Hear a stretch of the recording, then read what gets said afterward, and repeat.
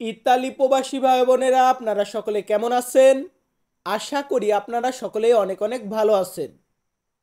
তো ইতালিয়ান ভাষাতে কথা বলা শেখার জন্য আজকে থাকবে অনেকগুলো ইতালিয়ান বাক্য বলা শেখানো বা বাক্য বলা শেখা।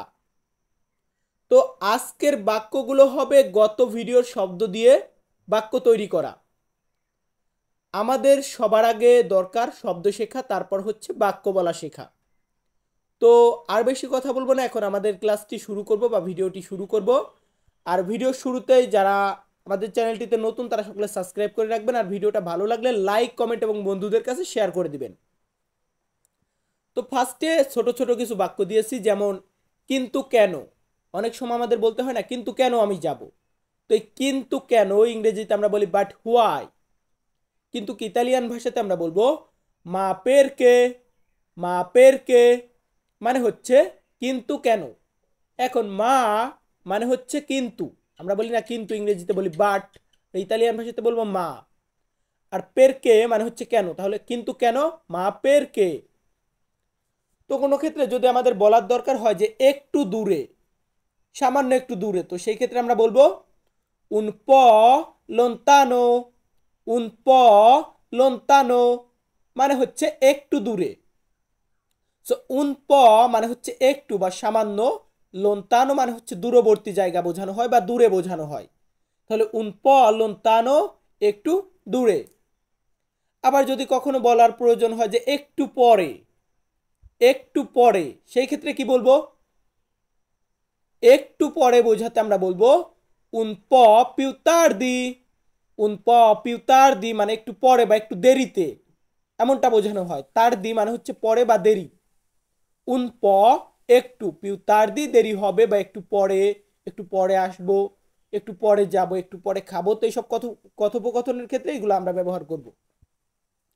এখন আছে কি তোমার কি কিছু দরকার বা তোমার কি কিছু লাগবে। তো সেই ক্ষেত্রে আমরা ইতালিয়ান ভাষাতে বলবো ti serve qualcosa। ti serve qualcosa মানে তোমার কি কিছু দরকার।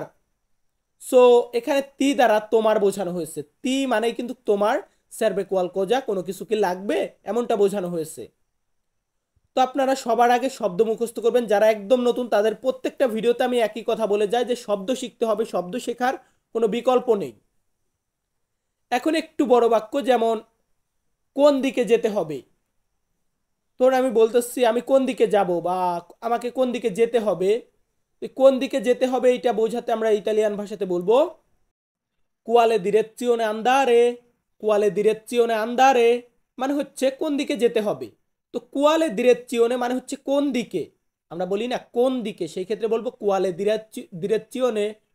আর andare, andare মানে হচ্ছে যাওয়া। তাহলে quale direzione andare কোন দিকে যেতে হবে। আর যাওয়া মানে আন্দারে মানে যাওয়া, কিন্তু এইখানে শুধু আন্দারে মানে বোঝানো হয়েছে যেতে হবে। তো আমরা পরবর্তী বাক্যর ক্ষেত্রে যাচ্ছি, যেমন এখানে আছে আমি কিভাবে জানবো। তো আমাকে কোন একটা জিনিসের কথা জিজ্ঞাসা করলো যে তুমি কি এটা জানো। তো আমি তাকে আবার রিপিট করে আর একটা প্রশ্ন করলাম, আমি এটা কিভাবে জানবো। সেই আমি কিভাবে জানবো, এই ক্ষেত্রে আমরা, এটা কিন্তু একটা প্রশ্ন, আমি কিভাবে জানবো। তো এটাকে আমরা বলবো come faccio a saperlo। মানে কথার ভিতরে একটা ধাক্কা থাকতে হবে। ধরেন আমি তো তাকে প্রশ্ন করতেছি আমি কিভাবে জানবো। come faccio a saperlo। come faccio a saperlo মানে saperlo এটা একটু টান দিয়ে বলবেন। come faccio a saperlo আমি কিভাবে জানবো। সো এই come faccio মানে হচ্ছে আমি কিভাবে করব। come faccio আমি কিভাবে করব। saperlo মানে হচ্ছে জানা। তাহলে এই জানার ক্ষেত্রে কিন্তু কোনো কিছু করা না, মানে জানানো বোঝানো হয়েছে। তো এখানে যদি হতো come faccio a lavoro তাহলে আমি কিভাবে কাজ করব। come faccio মানে আমি করব, এটা ঠিক আছে।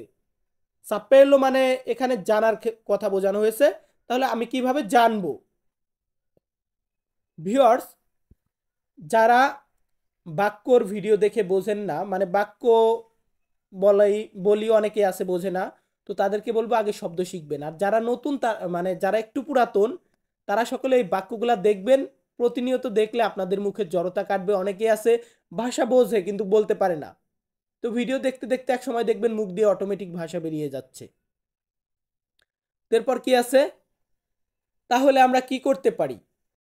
মানে অনেক সময় এই বাক্যটা আমরা বলি যে quindi cosa possiamo fare, quindi cosa possiamo fare, তাহলে আমরা কি করতে পারি বা অতএব আমরা কি করতে পারি। quindi cosa মানে হচ্ছে তাহলে কি বা তাই কি, quindi cosa। আর possiamo fare মানে আমরা করতে পারি। এখন আমরা করতে পারি এটা কিন্তু বাক্য না, তার আগে কিন্তু কাছে quindi cosa, তাহলে কি, তার মানে তাহলে আমরা কি করতে পারি। এর পরবর্তীতে যে বাক্যটি আছে সেটা হচ্ছে তাহলে তুমি কোথা থেকে এসেছো। একটা লোককে বললো তুমি কি এখান থেকে এসেছো, সে বলতেছে না আমি এখান থেকে আসি নাই, তাহলে তুমি কোথা থেকে এসেছো।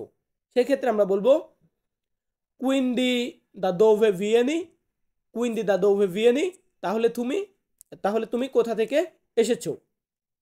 সো এখানে quindi মানে হচ্ছে তাহলে, তাই বা অতএব এমনটা বোঝানো হয়, কিন্তু এই বাক্যর ক্ষেত্রে নির্দিষ্ট করে তাহলেই বোঝানো হয়েছে। quindi তাহলে, দা দা মানে হচ্ছে থেকে, আর দোভে মানে হচ্ছে কোথায়। আর এখন থেকে কোথায় এটা কিন্তু বাক্য না, দা দোভে মানে কোথায় থেকে। আর ভিয়েনি ভিয়েনি মানে হচ্ছে তুমি এসেছো, তুমি এসেছো এটা বোঝানো হয়েছে। দা দোভে ভিয়েনি কোথা থেকে তুমি এসেছো। আর আগে আছে কি কুইন্দি, কুইন্দি মানে তাহলে বোঝানো হয়েছে, তাহলে তুমি কোথা থেকে এসেছো। সো ভিউয়ার্স, এর পরবর্তী বাক্যটি কি আছে, আপনি এই কাজের জন্য সেখানে থাকবেন। অনেক সময় আমরা বলি যে আপনি এই কাজটা করার জন্য ওইখানে থাকবেন, তো সেই ক্ষেত্রে আমরা বলবো সারাইলি per questo lavoro, sarai per questo lavoro, sarai lì per questo lavoro। এই যে তিনবার বললাম, এরপরেও যদি উচ্চারণে ভুল হয় তাহলে এটা আপনাদের ব্যর্থতা। সারাইলি মানে হচ্ছে তুমি সেখানে থাকবে, আবার সারাইলি দুইটাকে আলাদা করেন না, সারাইলি মানে তুমি সেখানে থাকবে, পের কুয়েস্তো, পের কুয়েস্তো মানে হচ্ছে এই জন্য বা এই কারণে, এই বিষয়ে এমনটা বোঝানো হয় পের কুয়েস্তো। লাবোরো মানে কাজ, তাহলে পের কুয়েস্তো লাবোরো এই জন্য কাজ, বিষয়টা এমন না এই কাজের জন্য, এমনটা বোঝানো হয় পের কুয়েস্তো লাবোরো এই কাজের জন্য, সারাইলি তুমি সেখানে থাকবে, সারাইলি পের কুয়েস্তো লাবোরো এই কাজের জন্য তুমি সেখানে থাকবে। ওকে, এই বাক্যটা ক্লিয়ার। দেন আমাদের এখানে কি আছে, আমার বাড়ির কাছে এই হোটেল। অনেক সময় আমরা কথা বলার ক্ষেত্রে বলি না, আমাকে জিজ্ঞাসা করলে এই হোটেলটা কোথায় তুমি কি জানো, আমি বলতেছি হ্যাঁ এই হোটেলটা তো আমার বাড়ির কাছেই। তো সেই ক্ষেত্রে আমাকে বলতে হবে কুয়েস্তো আলবের্গো ভিসিনো আ কাজা মিয়া, কুয়েস্তো আলবের্গো ভিসিনো আ কাজা মিয়া মানে হচ্ছে আমার বাড়ির কাছে এই হোটেলটা বা এই হোটেলটা আমার বাড়ির কাছে একই। কুয়েস্তো মানে হচ্ছে এই, আলবের্গো মানে হচ্ছে হোটেল, তাহলে কুয়েস্তো আলবের্গো এই হোটেল, ভিচিনো মানে হচ্ছে কাছে, ভিচিনো মানে হচ্ছে কাছে বা কাছাকাছি এমনটা বোঝানো হয়। আকাজামিয়া মানে হচ্ছে আমার বাড়ি বা আমার বাড়ির। এখন আমার বাড়ির কাছে হোটেল, এই ক্ষেত্রে তো আর আমার বাড়ি আসবে না, আমার বাড়ির এমনটা আসবে।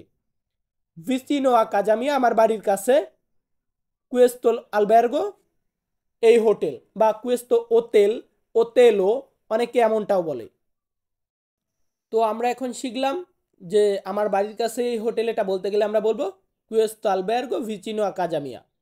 সো ভিউয়ার্স, আমি তন্ময় তপু প্রতিনিয়ত ইতালিয়ান ভাষা শেখার ভিডিও মেক করি। আপনারা যারা ইতালিতে নতুন এসেছেন বা আসবেন তারা সকলে একটু মনোযোগ দিয়ে আমার ক্লাসগুলো দেখলে খুব সহজেই ইতালিয়ান ভাষাতে কথা বলা শিখতে পারবেন। সকলে ভালো থাকবেন, সুস্থ থাকবেন, আবারও দেখা হবে নতুন কোনো ভিডিওতে। ধন্যবাদ।